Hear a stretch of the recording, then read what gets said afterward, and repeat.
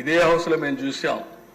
పర్సెంటా ఆ పర్సెంటా తొందర ఎందుకు అని అవగాహన చేస్తాడు, అవహేళన చేస్తాడు. అవగాహన రాహిత్యంతో అవహేళన. ఆయన పోయాడు, ఇంకొక ఆయన వచ్చాడు.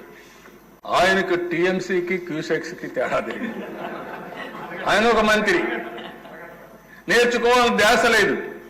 16,493 కోట్ల రూపాయలు ఆ రోజు ఖర్చు పెడితే వీళ్ళు వచ్చిన తర్వాత 494,900 కోట్లు ఖర్చు పెట్టారు.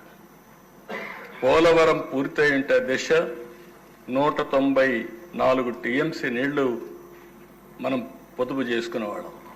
ఏదైతే నాగార్జున రైట్ మెయిన్ కెనాల్ వరకు తీసుకుపోతే అక్కడ 150 టీఎంసీ నీళ్లు వాడుకునే పరిస్థితి వస్తుంది. రాయలసీమకు తీసుకుపోతే ఇంకన్ని రిజర్వాయర్లో నీళ్లు పెట్టుకునే పరిస్థితి వస్తుంది. దిశ తెలుగు గంగా ఒరిజినల్ ప్రాజెక్ట్ వచ్చి శ్రీశైలం నుంచి అండర్ గ్రౌండ్ లో తమిళనాడుకు నీళ్లు ఇచ్చే కార్యక్రమం 15 టీఎంసీ నీళ్లు. ఆ రోజు మా పార్టీ అధినేత ఎన్టీ రామారావు గారు ఒకే మాట చెప్పారు, కరువు జిల్లా కరువు ప్రాంతమైన రాయలసీమకు నీళ్లు ఇవ్వకుండా ఇక్కడి నుంచి నేను తమిళనాడుకు నీళ్లు ఇవ్వను. నేను తమిళనాడులో ఉన్నా, నాకు తమిళనాడు అంటే అభిమానం ఉంది, నీళ్లు ఇవ్వాలి.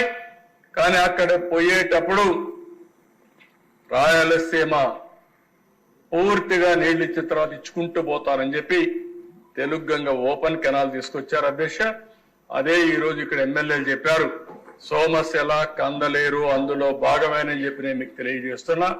అది వచ్చింది కాబట్టి ఈ రోజు నెల్లూరు జిల్లా ఆయకట్టు కడకలలాడుతా ఉందంటే అది ఎన్టీ రామారావు గారు చూపించిన చొరవ, తెలుగుదేశం పార్టీ ప్రారంభించిన ప్రాజెక్టులు అని చెప్పి నేను మీకు తెలియజేస్తున్నా.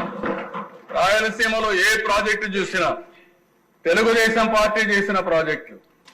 ఆంధ్రప్రదేశ్ రాష్ట్రంలో ఎప్పుడు చూసినా ఎక్కడ చూసినా ఏ ప్రాజెక్టు చూసినా ఉత్తరాంధ్ర మొదలుకొని ఇక్కడ వచ్చినట్టు లిఫ్ట్ ఇరిగేషన్లు మొదలుకొని లేకపోతే నేరుగా రాయలసీమ మొదలుకొని అన్ని ప్రాజెక్టులు కూడా కడాన వేలుగొండ ప్రాజెక్టు కూడా నేనే ఫౌండేషన్ వేసి దాన్ని నేనే ప్రారంభించబోతున్నానని కూడా నేను మీకు తెలియజేస్తున్నాను.